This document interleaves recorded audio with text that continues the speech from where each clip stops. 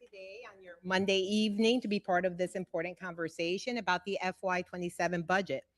As this is an open house, it is that is being conducted by administration. This is not a regular meeting of city council. As a result, there is no commentary from council members or discussion between council members at this budget open house pursuant to the instructions we have received from our legal department. Commentary and discussion on budget matters can happen at future council meetings. However, we do appreciate you coming and we will be listening to the feedback that you provide here today. Each year, our budget is shaped by the needs of the people who live, work, and raise their families here and who rely on city services every day. We also know that those needs are vast and in many cases growing. At the same time, our resources are limited. Our responsibility is to balance those realities thoughtfully and responsibly. Over the past several months, my colleagues and I have worked closely with the administration, reviewing proposals, weighing priorities, and asking tough questions to ensure the budget reflects both the fiscal constraints and our shared community values. Administration will be covering the budget process during their presentation. We are navigating rising costs, shifting federal support, and uncertainty at the state level. In that environment, we must stay focused on what matters most, keeping St. Petersburg safe, resilient, and moving forward. That means investing in core services, public safety, infrastructure, sustainability, and the everyday essentials that residents depend on, from parks and libraries to clean streets and reliable utilities. Tonight is your opportunity to share your perspective, where we're meeting expectations and where we can improve. So it is now my pleasure to introduce our mayor, Kenneth T. Welch. Good evening. Thank you, Madam Chair, and good evening to you, to council, to our great St. Pete team, and to all of our residents who are joining us here in person and also online. Tonight, we continue the budget development process for the fiscal year 2027 budget, and your feedback is vital. The purpose of this open house is to hear your voices, as Chair said, and understand your insights and perspectives as we finalize the recommended budget. It's important to keep in mind that we all share the same goal: to identify priorities and implement programs and services that will improve the quality of life for all residents in the city of St. Petersburg. I also want to extend a special thanks to our budget team, to Assistant City Manager Tom Green, Administrator Tom Green, and Liz, and all of the departments that took us through detailed line item reviews to help develop this budget. For the fiscal year 2027 budget, our administration continues to be intentional when it comes to seeking information and input from our community. We remain focused on innovation, inclusivity, and community engagement as we pursue our goal of inclusive progress for all who call St. Pete home. We approach the development of our annual budget with the goal of funding essential city services and addressing current and emerging needs of our city. As we know, the anchors supporting our important work are the 5 pillars for progress: housing opportunities for all, education and youth opportunities, equitable development, arts and business opportunities, safe and healthy neighborhoods, and environment, infrastructure, and resilience. Last year, our FY26 budget process emphasized resilience. It contains significant capital improvement project funding to support sustainability and resiliency. This included projects like water and stormwater infrastructure, bridges and seawalls, sidewalks, streets, and roads.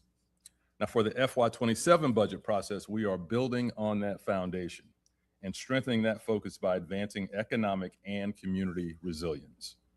To continue building resilience, our draft budget will prioritize projects that strengthen our infrastructure and systems and improve our capacity to deliver critical city services in an era of challenge. While we continue our long-term recovery from the 2024 storms, I want to stress that we must also prepare for current and future pressures on our long-term stability. As we develop this budget, we will need to make strategic decisions, some that may be difficult, as community needs continue to increase and trend towards outpacing our projected resources. However, we know one thing is clear: our infrastructure needs to be substantially improved to meet the environmental and weather challenges that we are experiencing. Now, past planning and investments have taken place and they have been effective, but the weather impacts that we are seeing currently are greater than what was forecast.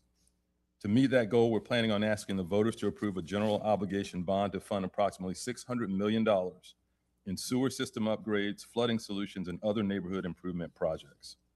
Under our SPAR program, or St. Pete Agile Resilience Plan, we fast-tracked the completion of several infrastructure projects.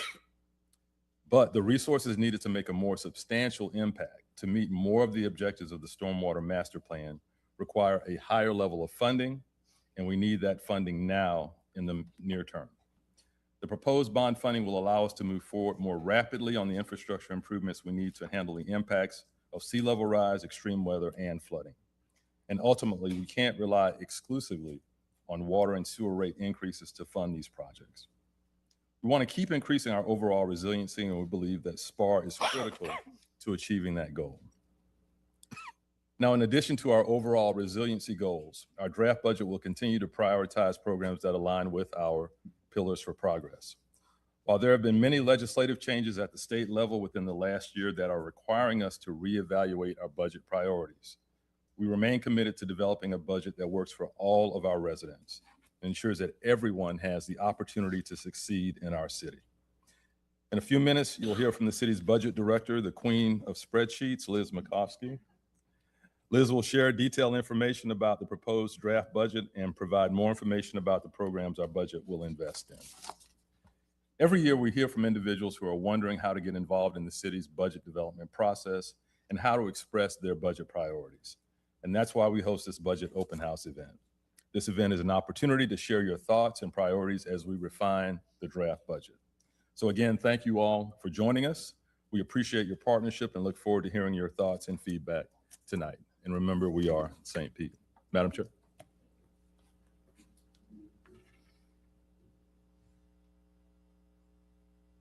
Good evening, Liz. Good evening. Before I get started, we're going to show a quick video.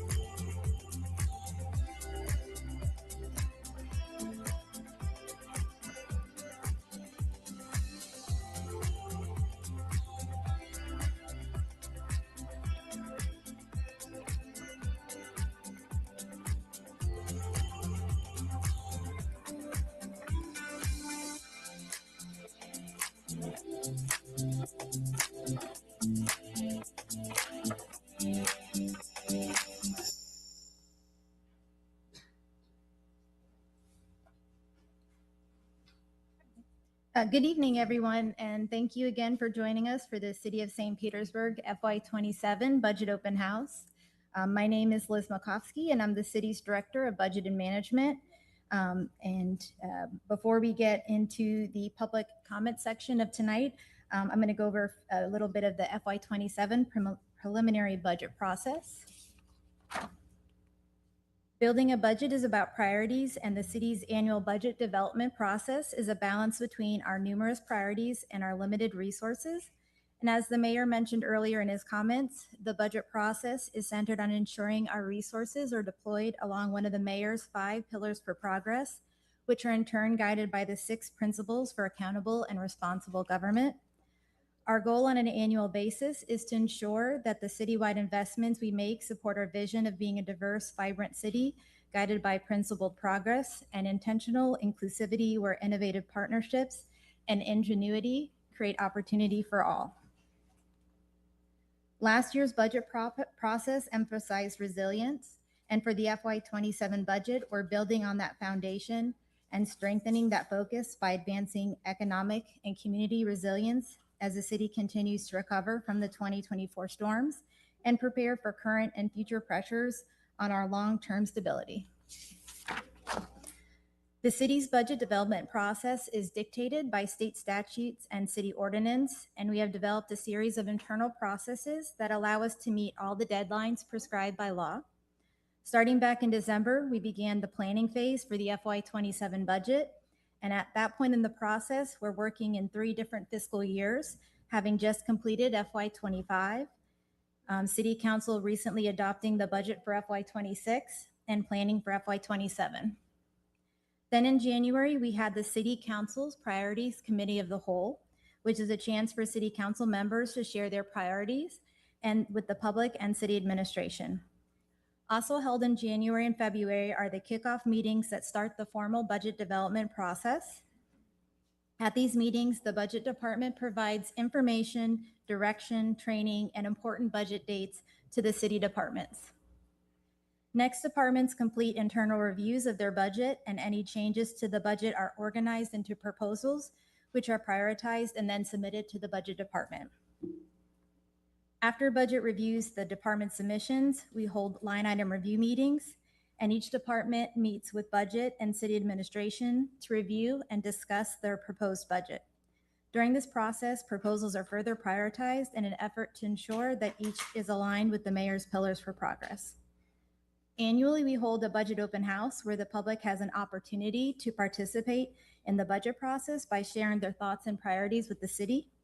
And this year's open house, like last year, has been scheduled earlier in the budget process than previous years. After the open house is held and the line item review process completed, we have committee of the whole meetings with City Council to report on the progress we have made and to solicit input and direction from City Council. The CIP Committee of the Whole is scheduled for April 23rd and the Operating Committee of the Whole on May 7th. Other important dates in the budget process include in late June, but no later than July 1st, we will receive the certified values from the Property Appraiser's Office. Then on or before July 15th, Mayor Welch will submit his balanced budget recommendations to City Council. And then at the July 23rd City Council meeting, we'll set the tentative millage rate and public hearing dates for the FY27 budget. There is a committee of the whole on this recommended budget scheduled for July 30th.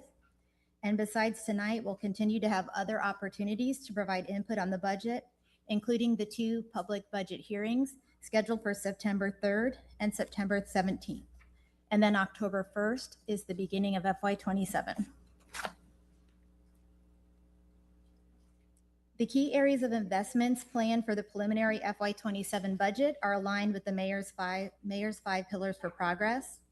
Under the education and youth opportunities pillars, there is funding to continue programs such as the Mayor's Future Readiness Academy, year-round youth employment program, our youth development grants, hands-on after-school programming, the Boys and Girls Club Prosperity Pathway, and literacy and STEAM programs.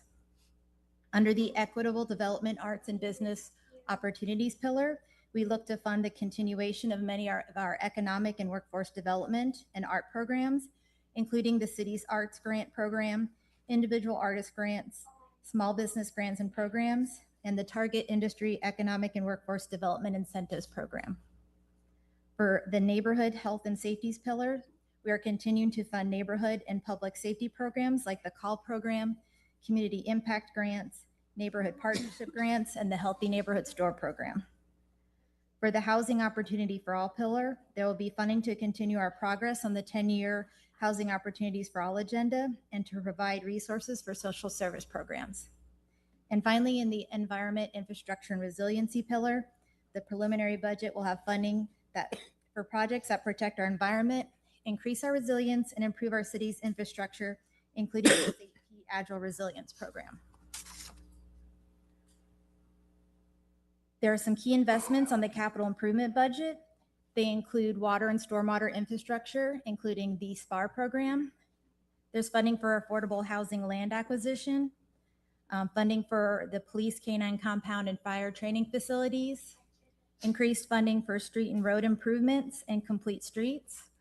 There's also funding for bridges and seawalls, sidewalks, improvements at our rec centers, parks, and libraries, city facility renovations and improvements, and neighborhood partnership grants and enhancements. So I'd like to end with a note that information about the city's budget is available on the city's website. Thank you again for joining us this evening, and we're looking forward to hearing from you. Thank you, Liz. So I would like to know at this time that Councilmember Fig Sanders is not here due to travel, and Vice Chair Floyd is also out because he's feeling sick. So they'd be here if they could, but they're not here because of that. As I mentioned before, there is no commentary from city council members or discussion between council members because this is a budget open house and not a regular city council meeting. So at this point, we will now move into public comment. Although this is not a standard city council meeting with open forum, we will follow similar rules. You'll be called up by the clerk. When you come up to the podium, please state your name and address or cross-reach for the record. You'll have 3 minutes to speak. If we have people on Zoom, we're going to alternate. The clerk will alternate between in-person and Zoom speakers. Clerk, you please call the first 2 speakers. Madam Chair, first 2 speakers in the chamber, Miko Seymour and Lama Hassan. Please go to either podium. As the chair indicated, state your name and address or across street. You have 3 minutes to address City Council. Great. My name is Miko Seymour, and I live at 824 10th Avenue South. I want you to walk with me down MLK Junior Street South. Start at Central, head south past Campbell Park, past the corner where my Cafe Aura opens this August. Keep walking, past the elders waiting at the bus stops with no shade, past the mothers pushing strollers in the street because the sidewalk gave out 3 blocks ago, past the kids who learned early which intersections will kill you if you blink. Now stop and look at the street sign. Dr. Martin Luther King Jr., the man who marched for the dignity of Black workers in Memphis, the man who said the arc of the moral universe bends towards justice. His name is on that sign, and the road beneath his name is a road the city feels like has not loved. I'm asking you today to prioritize complete streets funding on MLK Junior Street South, not next year, not in some future phase of a plan that keeps getting pushed back, but this budget and this budget cycle. The corridor that bears Dr. King's name should not have to wait its turn behind every other priority in this room. And I'm also asking you to keep investing in South St. Pete neighborhoods that built this city and got the lease back. Rosa Park, where I serve as president of the neighborhood association, Campbell Park, where generations of Black St. Petians made a home out of what the city would not give them. These neighborhoods do not need pity, they need sidewalks. They need crosswalks, they need street lights that work and curbs that meet ADA standards and bike lanes that connect to somewhere worth going. Now, I've grown up in public housing raised by a single mother, and I know what it feels like to live in a neighborhood the city forgot. And I'm raising a daughter in a city I believe is way better than that. So put money where the name is.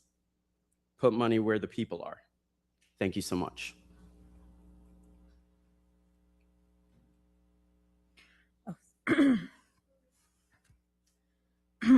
Excuse me. My name is Lamal Hassan. I live at MLK and Gandy. I am a member of the Bay Area Dream Defenders, and we've come out to talk to y'all before and talk to you about the conversations that we've been having with folks out in the streets, where we're talking to them about what do they need to address gun violence. And even in conversations that we continue to have today, one of the top answers that we hear is youth programming. So I'm here today because I want to make sure that the Save Our Streets proposal that we've sent to all of y'all is included in this upcoming fiscal year. We've been told by the mayor that there is enough money in the budget to go around, and we want to make sure that we see that reflected.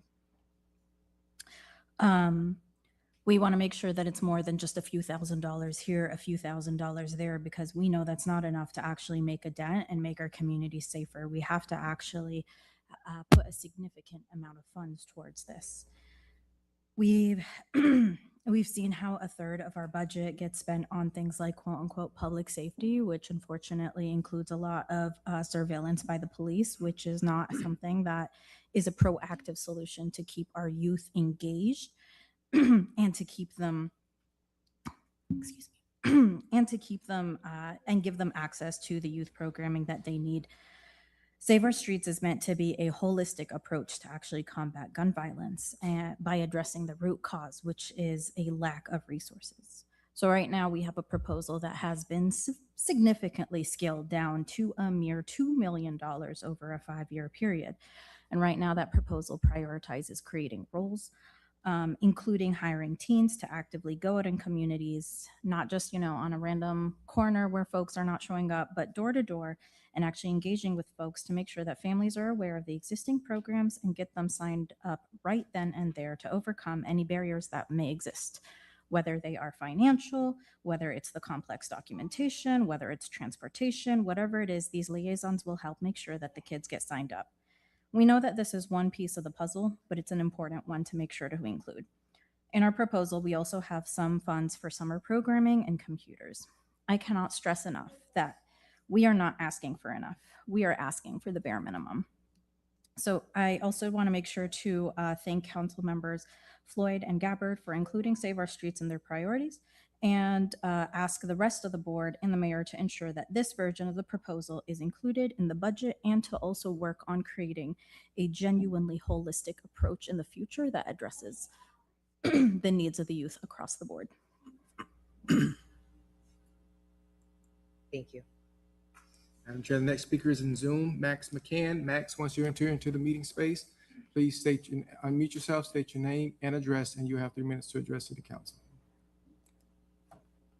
Max?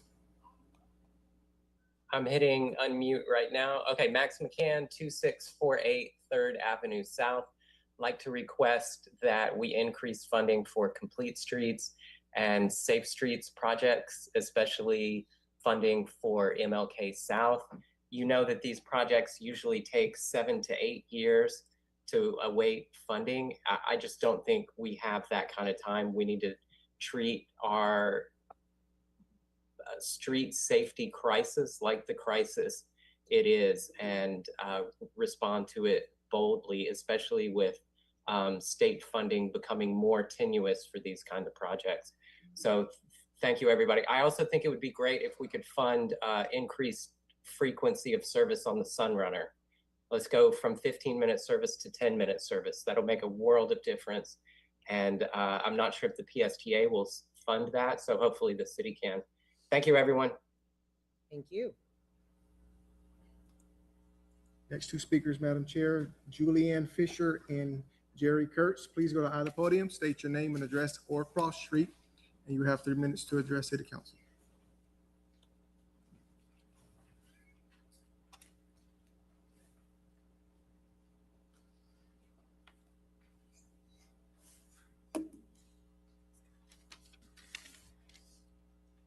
Anyone can start. Okay. Hi, my name is Juliana Fisher. I'm at 1227 Jungle Avenue, and I'm the president of the Jungle Prada Neighborhood Association, and here on behalf of the households in Jungle Prada, as well as a formal partnership that is formed between Azalea, Crossroads, Holiday Park, Jungle Terrace Civic, and neighborhood associations spanning thousands of residents in Western St. Pete.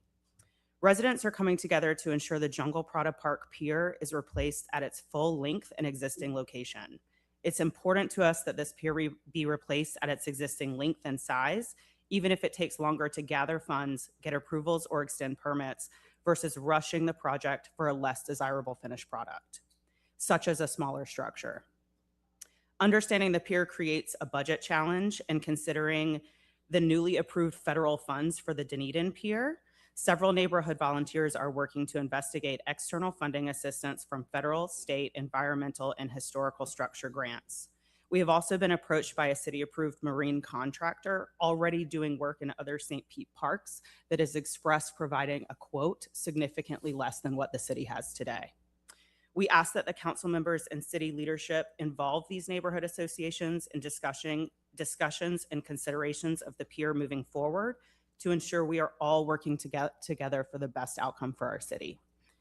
Some points to consider. The JP Pier is the only overwater access on the western side of the city.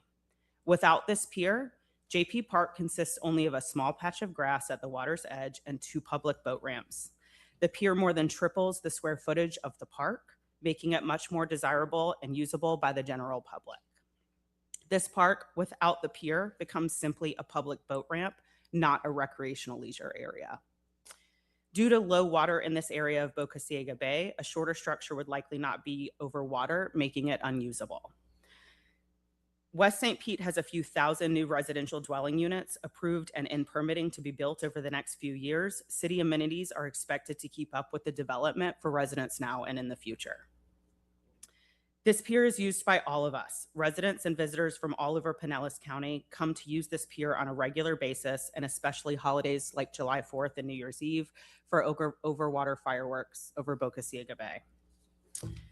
In summary, this isn't just about a pier. It's about equitable access, public infrastructure, and preserving a long-standing community asset. We urge you to prioritize funding and explore all available options external to city resources that support a full rebuild and reflects the need of your constituents. Additionally, we ask that you involve and engage with the neighborhood association leaders that are working tirelessly on behalf of our residents to explore external funding options before any plans or decisions are finalized. Thank you. Good evening. My name is Jerry Kurtz. My address is 1921 Country Club Road North. I am here also to advocate for the Jungle Prada Pier replacement. I live a little bit more than half a mile from the pier. I'm a regular down there, walking down there with my dog and on my bicycle, and I love the pier. I wanted to say thank you for this opportunity to participate in your process. It's a privilege and a pleasure. Y'all have a huge responsibility budgeting the funds every year. There's always a higher ask than what's available, and we get that. And thank you for doing what you do. I really appreciate it. The pier is so significant of an asset for the city, but it might be quite unknown to the most people of the city. If you go by there pretty fast, you'll miss it. But it is very similar to the wonderful pier we have here. I don't think everybody's looking back, struggling with what we did with this wonderful pier here that hundreds of thousands of people enjoy. So picture this on a miniature basis, very same thing. I've seen young families fishing there, fathers teaching their sons how to fish. I've seen people that maybe have come down and never seen dolphins before, just jumping up and down when they see one go by. So everything that we know, the beautiful things that are happening at the big pier happen at this pier as well. And it is a public meeting place, a waterfront public meeting place and public access for hundreds of residents and visitors. I've stood there and watched visitors come down and just are amazed at how wonderful it is. The sunsets and the fireworks, I just can't even really put it to words. Also, what's very cool about this pier is it's co-located with some fabulous things. The park itself is historical. The pier is historical. The boat ramp is amazing.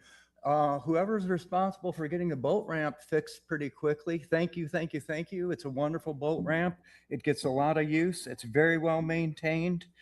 The sacred lands, if you've never been over to the sacred lands and the Indian mounds, I really encourage you to take a walk through there. It's amazing. And finally, there's a wonderful restaurant right there. And it's just great food. And so we have all these things happening around this area and the pier. And I've seen people enjoy all these things. So please, please find a way to budget replacement of this pier. You will not regret it, I promise. Thank you very much. Madam Chair, the next two speakers are in Zoom. However, one of the speakers' names is listed as Wildwood Heights. So Wildwood Heights, when I let you in, please state your name, whoever's operating this account, your name, address, and you have 3 minutes to address to the council. Good evening. Can everyone hear me? Yes, we can. State your name and address, please. Amber Woods, 1024 Jordan Park Street South. And I would like to state that I'm here representing one community grocery co-op, and more importantly, the families of South St. Petersburg who are doing everything right, and we're still struggling to access healthy food. We do understand that the budget is tight this year, but the budget excuse me, the tight budgets are exactly why we need to be intentional about what we fund. Food insecurity is not a side issue, especially for us. It's directly tied to healthcare costs, public safety, workforce stability, and educational outcomes.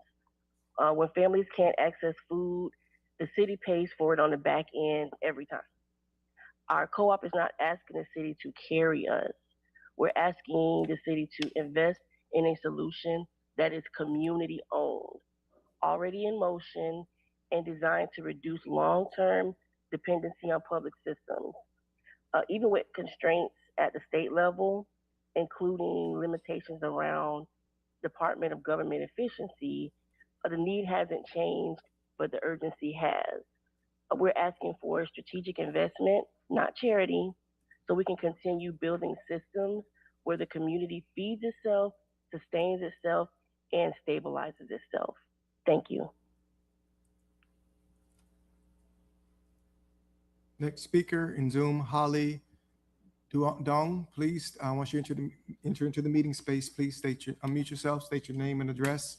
You have 3 minutes to address the council. Holly? Please unmute yourself. Hello. Hi. Hi, my name is Hong Nam Dong, and I live here in St. Petersburg. Address is 5210 43rd Avenue North, East Petersburg, Florida. I'm with the Dream Defenders, and I'm here to speak in support of demands of safer streets to increase funding in our youth program. Growing up, my parents worked all the time for us. They did their best, but they were not always home. I watched my older brother get into gangs, not because he was a bad kid, but because there were not enough safe spaces to support around him. My path was different. I was able to attend an after-school program at the Asian Neighborhood Family Center. That space gave me structure, care, and stability when I needed it most. It helped me to keep on a different path. So I know from my own life that youth programs work. I also see that there are so many organizations in St. Petersburg doing this work every day. They are showing up for young people and helping kids keep safe. They just need more funding and trust the city to continue and grow. And when we invest in youth, we are preventing harm before it starts and building long-term safety for the whole community. Last year, the city increased the policing budget to about $10 million. I am not against public safety, but I do believe that we also need to invest in earlier prevention programs and youth programs.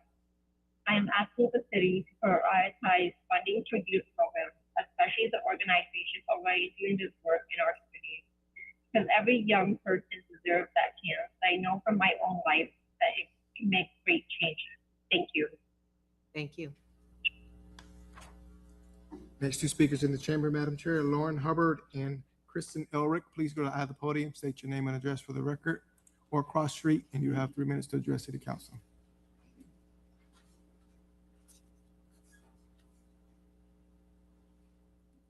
My name is Kristen Ehrlich, 2386 Granada Circle West. I'm here today to request increasing budget to complete streets, as our long-running complete streets initiatives are running particularly slow.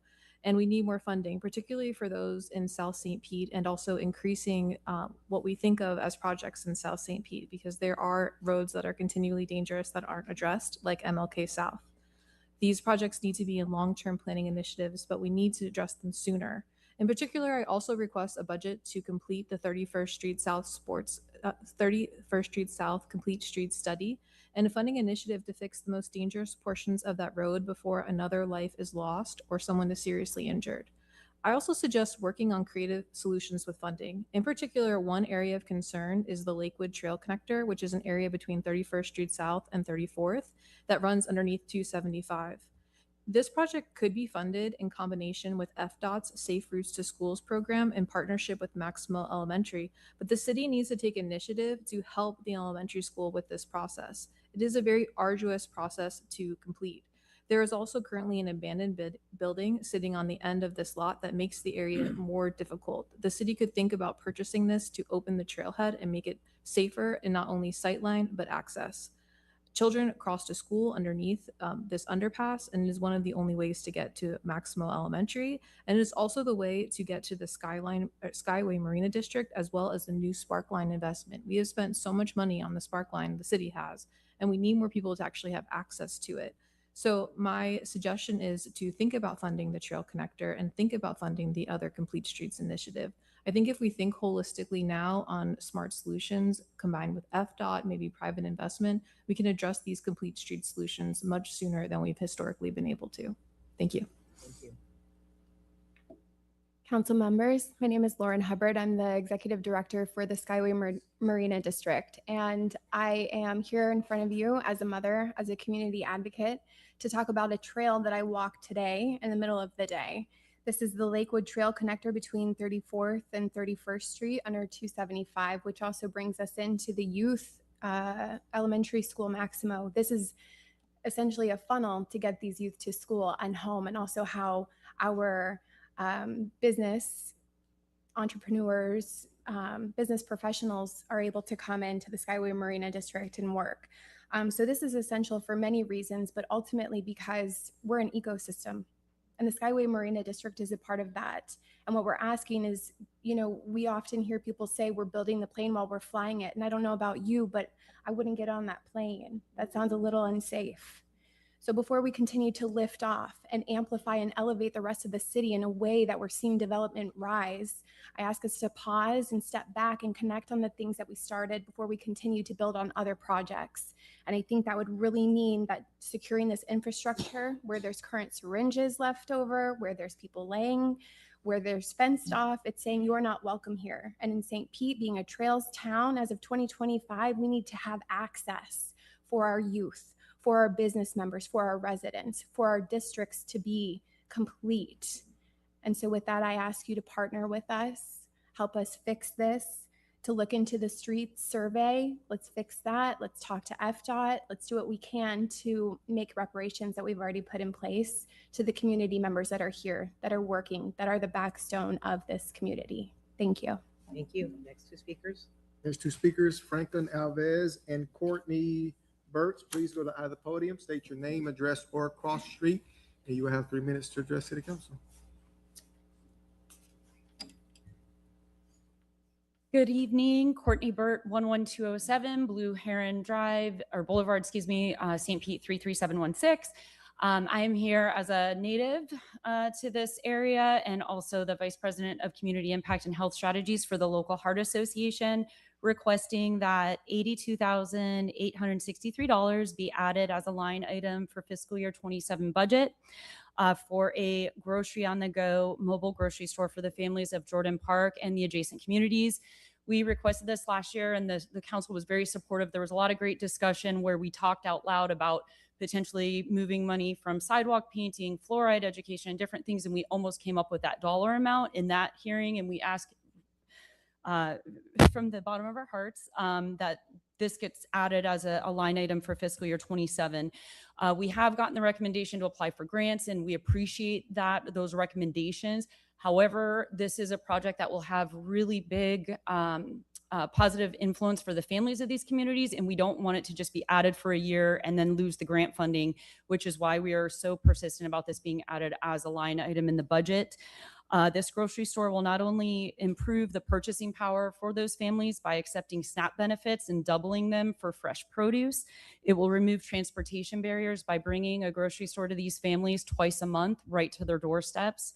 It will also improve access to these families to other beneficial resources to enrich their lives. The Heart Association has committed to allocating resources like blood pressure devices, CPR education, and we have a lot of other partners which will be sending letters of support to everyone in other areas, bolstering financial literacy, health wellness. We have banking partners. Pretty much somebody from every sector has committed to helping really bolster the success and the comprehensive nature of this initiative. The return on this investment it will be incredible: reduced medical resource utilization, improved productivity in the workplace and academic settings, and really just helping bring the community together and enhancing connectedness.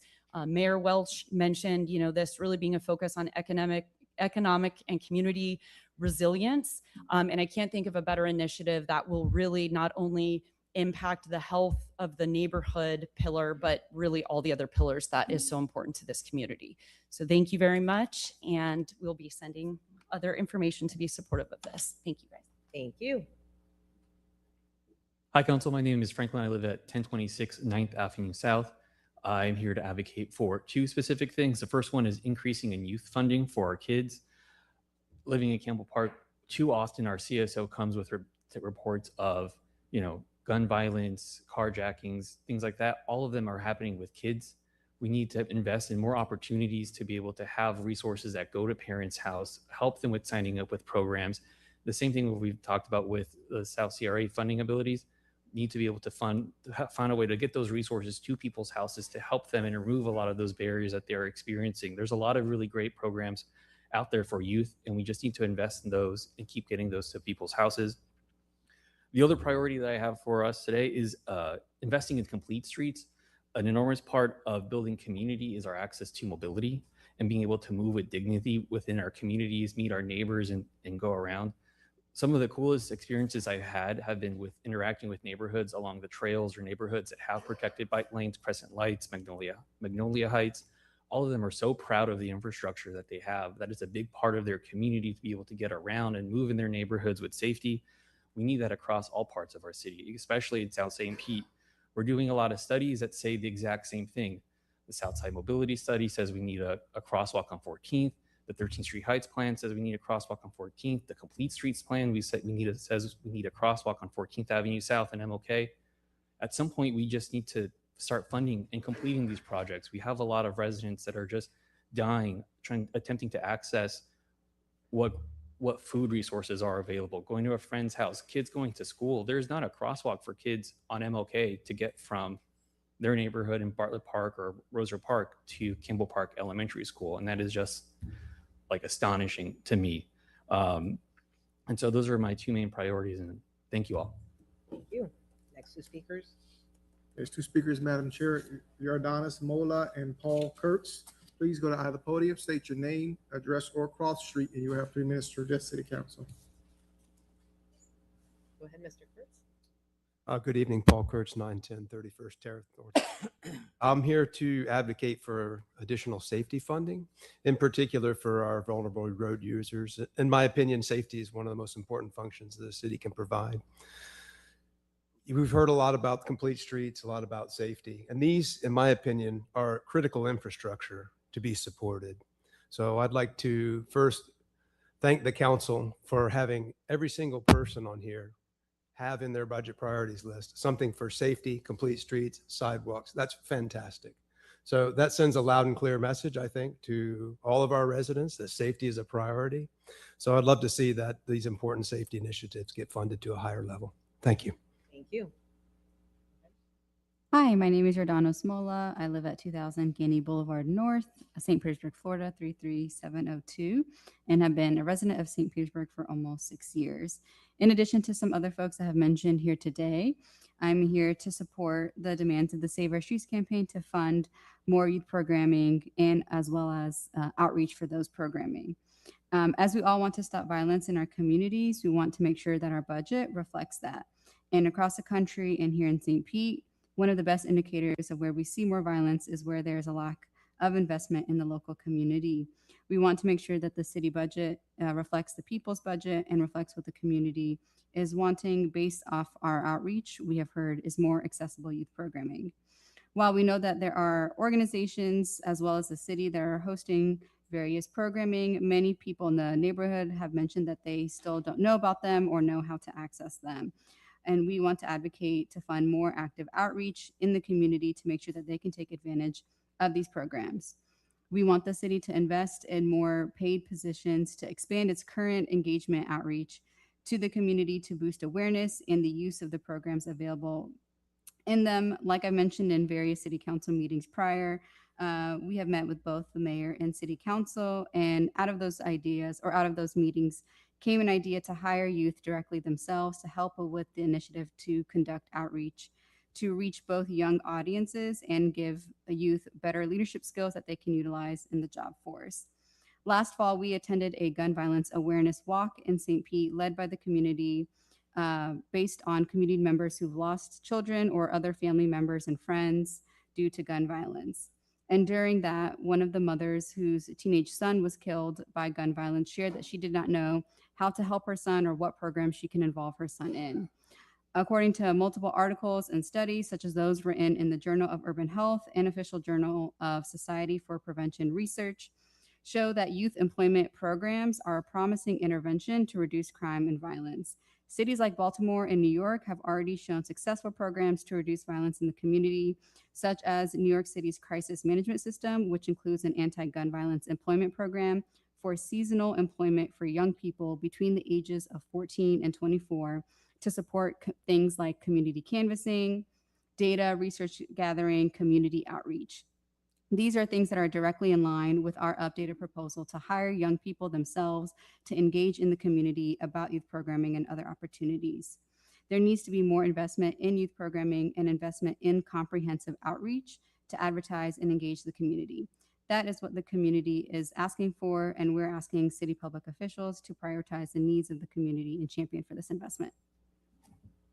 Thank you. Two speakers, Madam Chair, Justin Cornoyer and Kate Johnson, please go to either podium, state your name, address, or cross street, and you will have 3 minutes to address City Council. Hi, everyone. I'm Justin Cornoyer. I reside at 1026 9th Avenue South. I'm here with a lot of other folks here to talk about complete streets, particularly for MLK South. I was here for the last budget meeting where you guys talked about your priorities. One street, two realities. MLK North has seen a dramatic reduction in crashes for all road users. MLK South has seen an increase. 16 people have lost their lives or had their lives severely altered and have disabilities now outside of cars, pedestrians, and bicyclists. It's just as bad for people in cars too. So we're ready to see some funding for MLK South, as well as 5th Avenue South and other high injury network streets in our city. So I think this is the year that we're gonna see it happen. Thank you so much. Hi, my name's Kate Johnson. I'm also here to talk about complete streets and how important it is to us on the South Side. I am a small business owner in the area. I've owned my own company for 11 years now, and I'm starting a brand new small business at 914 MLK South. It's going to be a bookstore. In that building is a collective of businesses that's going to come in all at the same time. It's the same place where Cafe Or is going to be, and it's the same place where we're going to have coding for kids, where kids are going to be able to learn. It's going to have activated spaces, and that's how we help our streets. One of the things that's most important about the area is that it's not very walkable at the moment. As you come up to it, you can't get to it without almost getting into the street. We go out there and walk and see our space, and we have to really pay attention to where we're at. So our front door is literally on MLK. Being able to have complete streets funded on the South Side is going to increase our walkability, the neighborhood's walkability, as far as being able to access the different businesses. And as a business owner, I'm going to be putting in $250,000 of my own business, of my own money for this business, as well as John Barquette, who's doing the Looking Glass initiative, and he's going to be putting in $3.5 million of his own money. So if we can get the budget to reflect something similar, it's the best time to activate this South Side, because we're also activating it as neighbors in the community. I live there. I want my kids to be able to walk to school. We watch kids get off the city bus and try to cross the street right there, and it hurts my heart that they're actually running across the street with no crosswalks. So it's important on all aspects, as well as a business side and an activated neighborhood side, and as one of the last affordable neighborhoods in the city. This is where our community is living. This isn't where people are just coming in from out of state and buying up real estate. This is where our community lives. So it would be nice to have the budget spent on the South Side as well. Thank you. Thank you. Final card, Madam Chair, Sierra Clark, please go to either podium, state your name, address, or cross street, and you have 3 minutes to address City Council. Joyful day, beautiful people. My name is Sierra Clark, 4544 22nd Avenue South. I think I'm just here to echo or maybe add a little heart message to what was said about saving our streets. It seems that if saving our streets will do a whole lot more return on investment than just building up frivolous things that just bring money. I left my job after 18 years at the local all children's hospital because they only offered me a paycheck. They didn't really care about what was really affecting my quality of life, what was really happening inside my community streets. And so I wanted to be at a different intersection of that. And so in that is the Save Our Street campaign with Dream Defenders. And so we do a lot of that. And so we just started in 2022. And so our campaign is geared towards getting the city to fund a new and existing programs, especially those that promote youth. Let's talk about prevention. A lot of these things, even one of the community liaisons, her role comes after the violence has happened, which doesn't really help. Doesn't really say safety. Doesn't really say that I'm concerned. It echoes what my community knows oh so well. And I think help and support should sound like it, look like it, and feel like it. And the neighbors and the community are really starting to see like this surface level saying that we are here for you and we support you when our budget does not reflect that. And so we have some amazing youth programs, and not to take away from that, but they're underfunded. When we did our canvassing inside of the community, so my voice isn't just my voice, it's the people's voice. And so in the community, they said that we need more programs for our young people for prevention, not after the fact, and more affordable ones. And then even the marketing or the resources of it. And so this community liaison that we spoke about with Dream Defenders, this is a role that someone has time, not a role that they show up at community events for 10 minutes, do the photo op, and then they go. But we want this to be a face that when youth and parents see, that they know that that means community and somebody cares. And so I think that's important. And again, we talked about it's a funding aspect for our youth. The One Community Grocery Co-op plays a part in our cities being safe. And so it's also proven that where there's violence in the community, it's really a cry out for the lack of basic needs not being met. And so we get to do something different. I hear all the time about what we've done, but let's consider that we can not think about that and use our imagination on truly how creative and amazing we can revive the heart of St. Pete. I feel like a building that we build up can say that it's going to be here in 10 years. I don't even know if I'll be able to afford to stay here in 10 years. Thank you. Save our streets. One more speaker, Madam Chair. Claudia Rodriguez, please go to either podium. State your name and address for the record. You have 3 minutes to address City Council.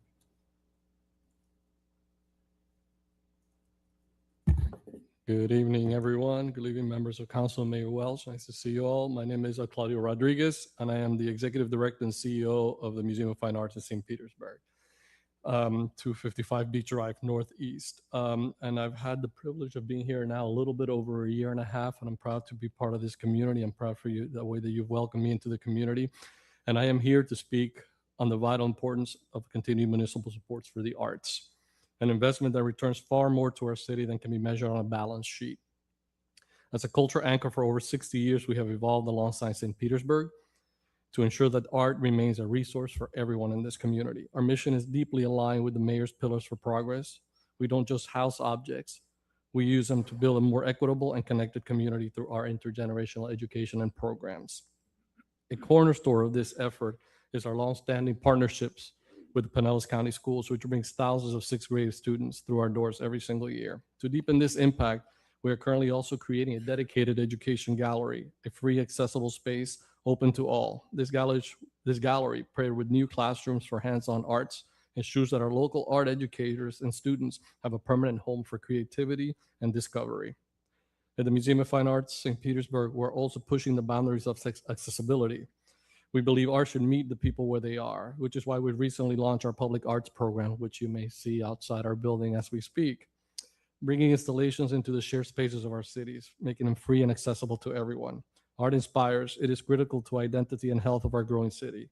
Thank you for your continued attention to this partnership and for your dedication to keeping arts a priority for the future of St. Petersburg.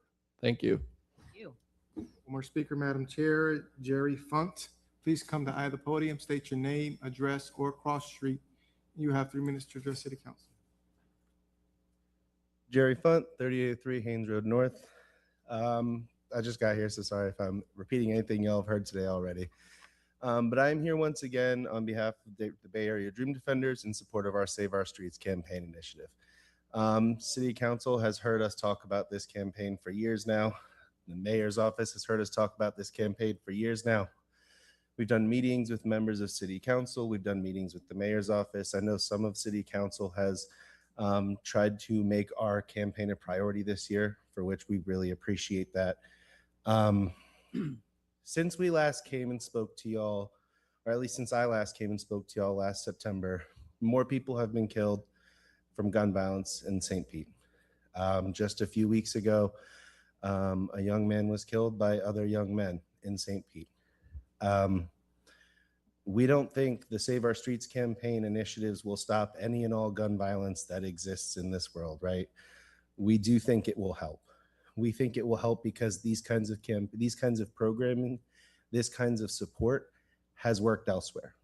And we think it will work because the mayor's office seemed to think it would work at one point, because they set up an office that does a lot of what we are talking about doing. It only started happening after youth were pulled into the criminal legal system, though.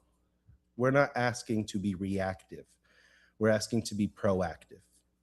We're asking to reach out to families and reach out to youth who are at risk or who don't have resources or do not know how to access resources, and to get involved with them at the onset of recognizing those things, about going to people and saying, what is it you need? And not saying, well, here's a website, best of luck, but holding their hands through the process and helping them get there. The idea of a government is that our government should be working for the people. And this is our opportunity to pursue that. I recognize there's a lot of different competing priorities every budget season, and I understand that there's a big budget and different things can be peppered in at different places. I recognize that community programs aren't going to be under just one umbrella, and I understand that a community engagement specialist might not be in a specific specified designated thing, and it might be a little here, a little there. But what we've heard year after year is, we'll figure it out next year. We'll figure it out next year.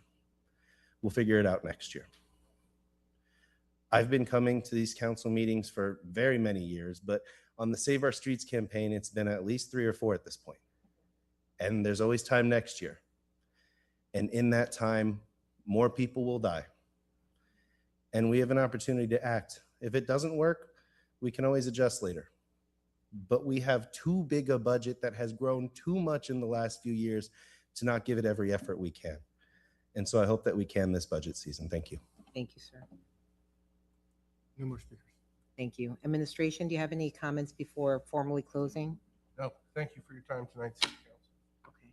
Well, I want to thank everyone for being here and taking the time out of their evening to provide their input and perspective, and also for staying and listening to your fellow residents, co-residents, for their input into our city's budget. So at this point, we will go ahead and close the fiscal 2027. Yeah, one that just popped up in Zoom. Well, look at that. We have one that just popped up in time. We'll take that one, and then we'll close. Andy Wells Bean, excuse me, once you enter into the meeting space, please unmute yourself, state your name and address for the record, and you have 3 minutes to address City Council.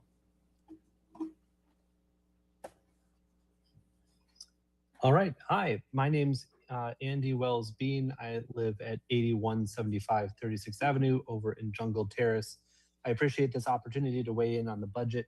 I'm here to speak on behalf of Complete Streets and an integrated, safe bike and pedestrian network across the city. Living on the west side, I can have relatively close access to the Pinellas Trail just over Tyrone. And once we get onto the trail with my 2 boys, it's great. We've taken it all the way down for the Saturday morning market downtown, to a Rowdies game, to the movie theater. But getting from here to there, only a little more than a half mile away, is stressful, extremely stressful to go. And it really underscores how we have this great spine that runs the length of our city, and we're missing a lot of the ribs and other connective bones to get there, and so it can actually be utilized by everyone, old and young. I urge you to promote safety, promote economically efficient transportation investments and to support walking and biking wherever you can. Thank you so much. Thank you. Okay, and now at this time, we close the fiscal 2027 budget open house. Have a great evening, everyone. Thank you so much. Thank you, Madam Chair. We're done.